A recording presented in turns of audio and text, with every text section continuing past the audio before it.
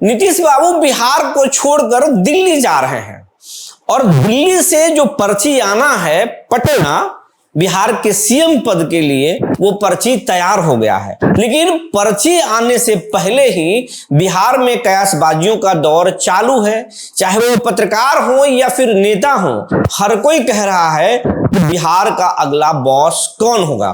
लेकिन कुछ पत्रकार ये भी कह रहे हैं कि बिहार का अगला बॉस ये होगा, कुछ नेता बोल रहे हैं बिहार का अगला बॉस ये होगा। सूर्य बिहार आपको 4 मार्च को ही बताया था बिहार का कौन बॉस हो सकता है। नीतीश कुमार ने किसके नामों पर मुहर लगाया है, क्या वो चाहते हैं, और आपको ये भी बताने जा रहे हैं कि बिहार का जो अगला बॉस है उसका पर्ची मोदी और शाह ने लिख कर तैयार कर दिया है और नितिन नवीन को वो पर्ची थमा दी भी गया है।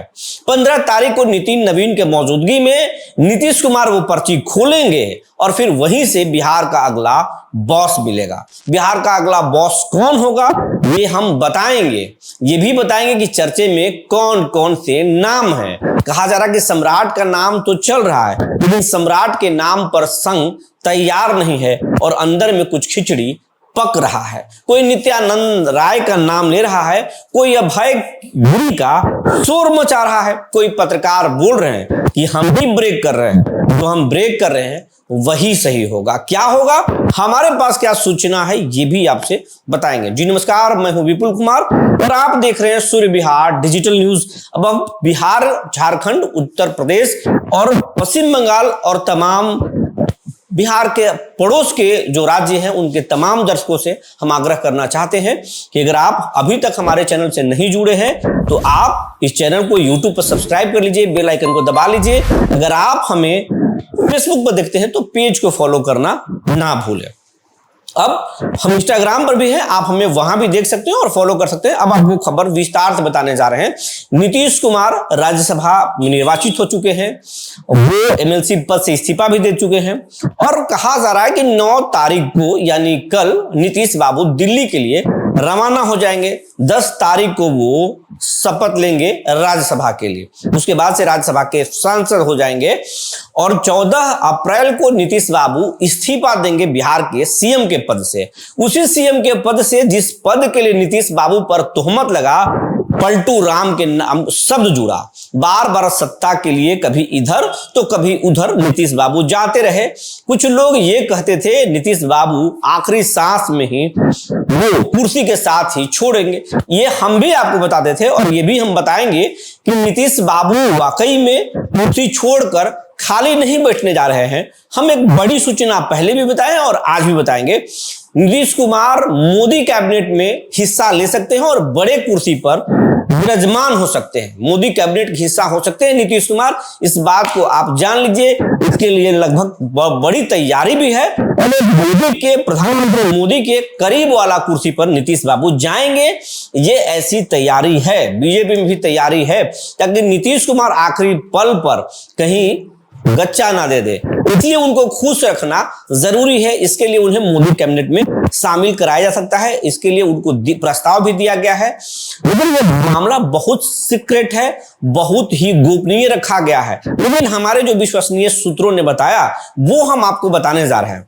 4 मार्च को ही हम बताए थे आपको, आप हमारे सूर्य बिहार के जाकर के पोस्ट देखेंगे।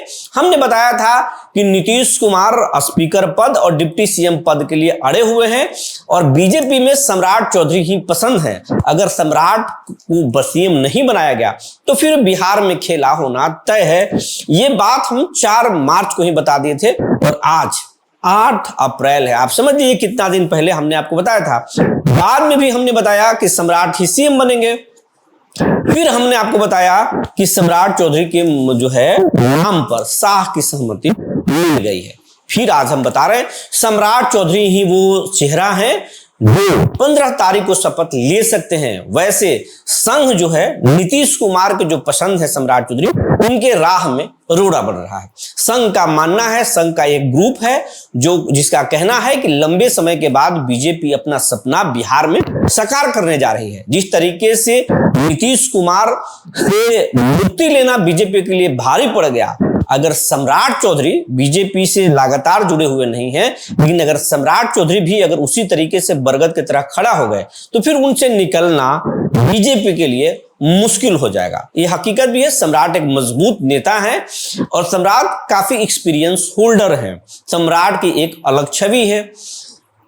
सम्राट चौधरी बीजेपी के नेता हैं, लेकिन नीतीश के बेहद करीब चले गए हैं। यही बात जो है आरएसएस के लोग बीजेपी में करें, लेकिन संघ की बातों पर मोदी और शाह सुने जरूर, लेकिन शाह और मोदी की सहमति मिल गई है।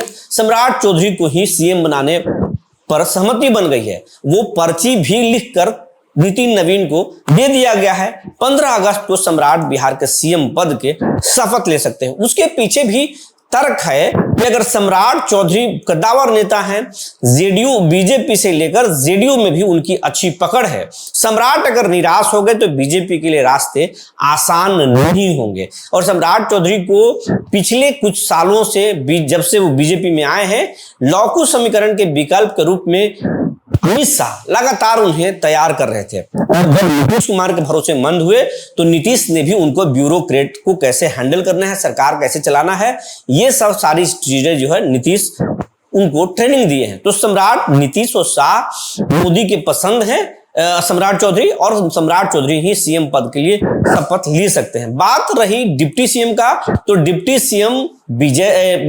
सीएम जो है जेडीयू कोटे से होंगे।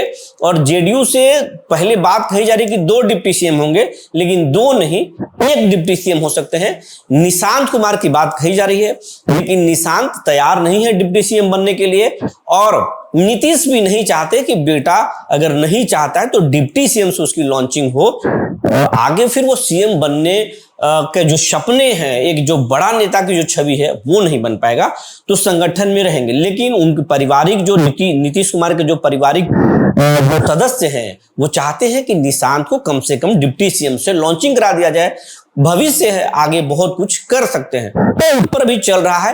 लेकिन अगर 1 डिप्टी सीएम होंगे तो फिर विजय चौधरी डिप्टी सीएम होंगे, 2 डिप्टी सीएम हुए तो फिर निशांत भी उनके साथ साथ होंगे। तो ये कुछ जानकारी था। ये स्पष्ट है कि बिहार का अगला बॉस सम्राट चौधरी होंगे। 15 मार्च को जो है 15 अप्रैल को जो है वो शपथ ले सकते हैं। 14 को नीतीश बाबू इस्तीफा देंगे।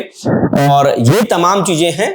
बीजेपी और जेडीयू में हलचल तेज है, लेकिन सब कुछ तैयार हो चुका है। पर्ची भी लिख दिया गया है। जो जानकारी निकल कर आई थी हमने आपको बता दिया। तब तक के लिए धन्यवाद।